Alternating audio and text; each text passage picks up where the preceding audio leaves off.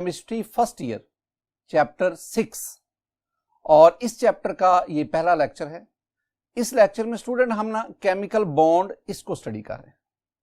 तो chemical bond क्या है, काजेज ऑफ केमिकल कॉम्बिनेशन क्या है, ऑक्टेट रूल क्या है, ड्यूप्लेट रूल क्या है, लिमिटेशन ऑफ ऑक्टेट रूल क्या है। आज के इस लेक्चर में इन तमाम चीजों का हम अहाता करते हैं।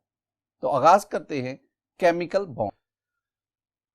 माय डियर स्टूडेंट्स, बॉन्ड से मुराद है अट्रैक्शन या बॉन्ड से मुराद है अट्रैक्टिव फोर्स। यानी पहली बात जो आप ज़हन में बिठाएंगे वो है बॉन्ड, और बॉन्ड का मतलब हुआ अट्रैक्शन, या आप इसे कह लें bond mean attractive force. Attractive force तो केमिकल बॉन्ड की डेफिनेशन की तरफ आए। केमिकल बॉन्ड क्या है? The attractive force, the attractive force which holds together,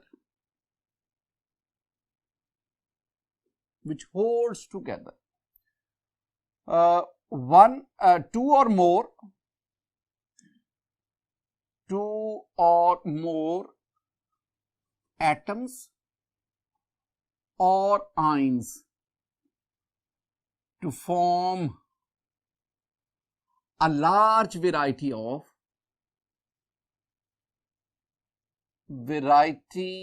of compounds is called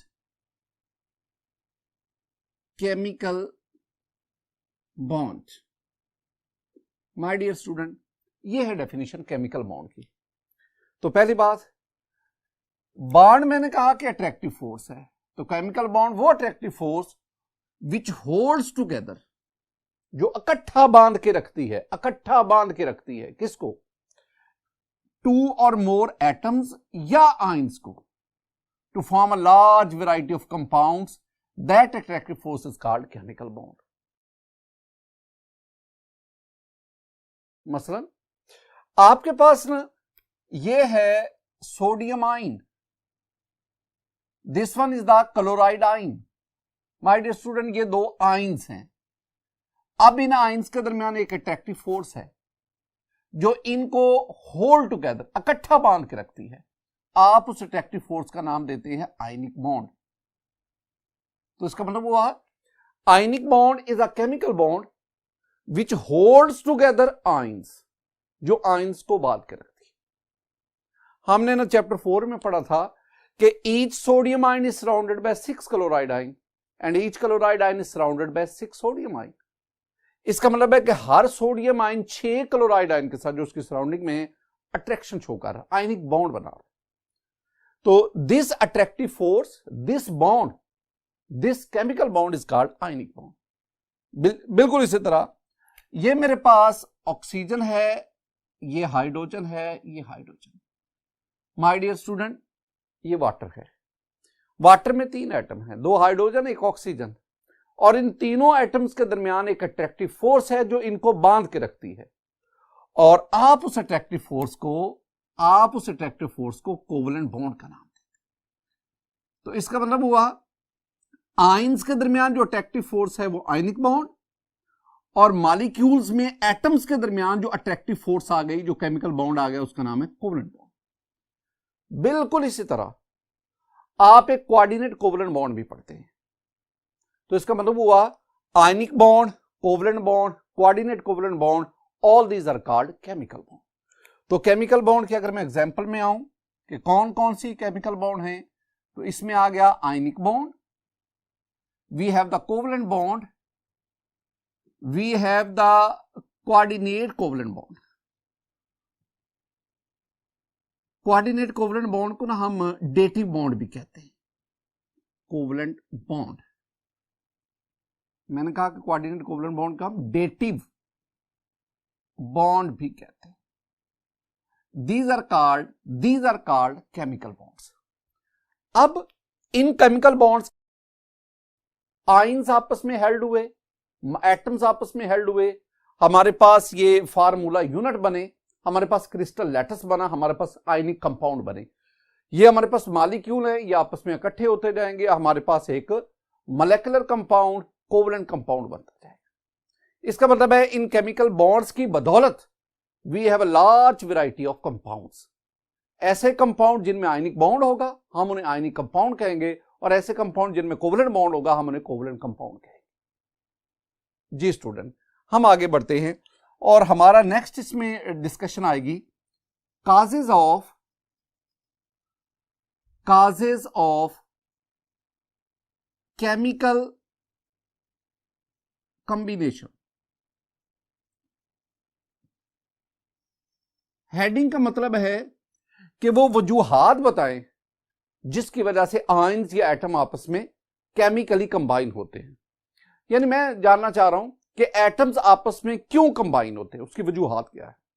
my dear student, दो बेसिक रीजंस हैं, दो बेसिक काजेस हैं।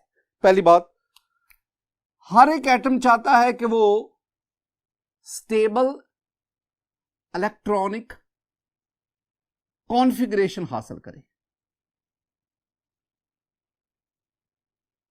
हर एक एटम चाहता है कि वो स्टेबल इलेक्ट्रॉनिक कॉन्फ़िगरेशन हासिल करे। दूसरा, हर एक एटम चाहता है कि वो मॉलिक्यूल या आयनिक कंपाउंड की शक्ल में जाकर वो लोएस्ट एनर्जी स्टेट पे चला जाए। Lowest energy state, because low energy जो हाथ है जिनकी बिना पर एटम जो है वो केमिकल कॉम्बिनेशन शो करते हैं। मैं पहले ना स्टेबल इलेक्ट्रॉनिक कॉन्फ़िगरेशन की बात करता हूं। क्या मतलब है स्टेबल इलेक्ट्रॉनिक कॉन्फ़िगरेशन की? स्टूडेंट, हमारे पास पीरियोडिक टेबल में ना नोबल गैसेस है। नोबल गैसेस कह लो, हम इसे 8th ए ग्रुप कहते हैं और आप इसे 0 ग्रुप भी कहते हैं। हम इन्हें इनर्ट गैसेस भी कहते हैं। Inert gases. नोबल गैसेस कौन कौन सी हैं? नोबल गैसेस आपके पास है helium, neon, argon, krypton, xenon, radon. These are called noble gases. अब अगर आप इन नोबल गैसेस की प्रॉपर्टी स्टडी करें तो noble gases are almost inert. 3 बातें याद रखनी। Noble gases are almost inert. Inert का मतलब है ये किसी और से रिएक्शन नहीं करते, बॉन्ड नहीं बनाते, केमिकल कॉम्बिनेशन शो नहीं करते। दूसरी बात, यानी पहला पॉइंट आप ज़हन में रखेंगे कि noble gases are almost inert. दूसरा पॉइंट है कि हमारे पास ना इन सिर्फ जीनॉन के कुछ कंपाउंड मिले। एक्सेप्शन में आप चले जाओ ना, एक्सेप्शन आपके पास जीनॉन के ना कुछ कंपाउंड्स हैं, यानी जीनॉन XeF4, XeF2 है, XeO, इसके बाद O3 लगा ले। इसी तरह जीनॉन के कुछ कंपाउंड स्टूडेंट मिले। इसका मतलब है कि among noble gases only xenon show a little tendency to react. बाकी जो एक नोबल गैस कभी भी दूसरी नोबल गैस के साथ बॉन्ड नहीं बनाएगी। No bonding between noble gases atoms. My dear student, इसका मतलब हुआ कि नोबल गैसेस के जो एटम हैं वो स्टेबल होते हैं। उन एटम को किसी और के साथ केमिकल कॉम्बिनेशन की कतन जरूरत नहीं। मेरा question, why the atoms of noble gases are stable, उसका आंसर 2 है। 2 बातें, यानी मेरा question, why noble gases are inert. क्यों नोबल गैस का एटम दूसरे एटम के साथ बॉन्ड नहीं बनाता? रीजन क्या है? माय डियर स्टूडेंट, 2 बातें ध्यान में रखें, 2 पॉइंट। नंबर 1, नोबल गैसेस के अभी इलेक्ट्रॉनिक कॉन्फ़िगरेशन देखते हैं तो they have complete outermost orbit. Outer most orbit complete होता है। Number 2, noble gases atom have paired electrons in orbitals. ये दो बातें ध्यान में रखें जिनकी वजह से नोबल गैस के एटम जो हैं वो स्टेबल होते हैं, और स्टेबल होने की वजह से हम कहते हैं वो किसी और के साथ बॉन्ड नहीं बनाते, और यूं हम उनके इलेक्ट्रॉनिक कॉन्फ़िगरेशन को कहते हैं they have stable electronic configuration. अब देखिए इसमें मेरे पास ये हीलियम है, helium atomic number 2, electronic configuration 1s2। ये हीलियम का न्यूक्लियस, 2 प्रोटॉन, ये फर्स्ट ऑर्बिट, ये फर्स्ट ऑर्बिट जिसे आप के शेल कहते हैं, जिसके लिए n=1 है। माय डियर स्टूडेंट, हमने 2n² का फार्मूला पढ़ा। फर्स्ट ऑर्बिट में मैक्सिमम 2 इलेक्ट्रॉन आ सकते हैं, और हीलियम के इस ऑर्बिट में 2 ही इलेक्ट्रॉन हैं। आई मीन हीलियम का s ऑर्बिटल 2 इलेक्ट्रॉन रखने की वजह से paired electron in s orbital, और दूसरी बात the outer most orbit is completely field. दूसरी तरफ आ जाओ, अगर हीलियम के बारे में नियॉन की बात करूं, atomic number 10, my dear student 1s2, 2s2, 2px, 2py and 2pz। अगर आप इसमें देखें 10 इलेक्ट्रॉन, 2, 4, 5, 6, 7, 8, 9, 10, जिनका ये लिखा हुआ ना 1s2, इसका मतलब है this s belong to first orbit, और जिनके साथ ये 2 लिखा हुआ है ना, all these orbital belong to second orbit. Neon के एटम में ये हमारे पास सेकंड ऑर्बिट आ गया, हम इसे कहते हैं एल शेल। इसके लिए n की वैल्यू आ गई 2, और 2n² फार्मूला में क्या बताता है, 2n² फार्मूला में बताता है कि इसमें मैक्सिमम 8 इलेक्ट्रॉन आ सकते हैं। तो my dear student, second orbit में 2, 4, 6, 8, तो 8 इलेक्ट्रॉन्स हैं। इसका मतलब है this orbit is completely filled orbit. मजीद इलेक्ट्रॉन अकोमोडेट करने की गुंजाइश नहीं, ना ये किसी को इलेक्ट्रॉन देगा ना किसी से इलेक्ट्रॉन देगा। दूसरी बात, इस ऑर्बिटल में 2s में 2 इलेक्ट्रॉन, इसमें 2 इलेक्ट्रॉन, इसमें 2 इलेक्ट्रॉन, और इसमें 2 इलेक्ट्रॉन, इसमें 2 इलेक्ट्रॉन। एक ऑर्बिटल में मैक्सिमम 2 इलेक्ट्रॉन आ सकते हैं।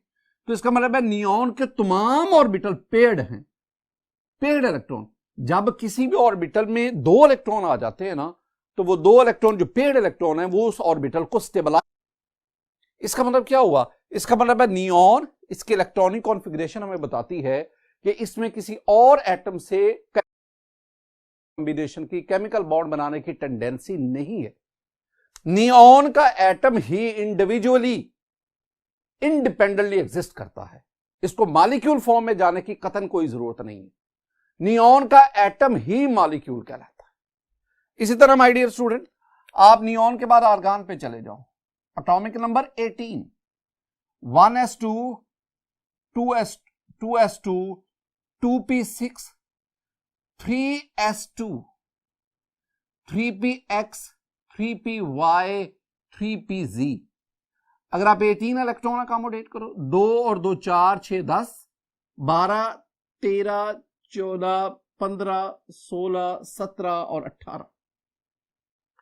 अब देखिए इसमें 1s2, 1 first orbit, 2s2, 2p6 second orbit, and this one is the third orbit. Third orbit, अगर आप थर्ड ऑर्बिट में इलेक्ट्रॉन गिनो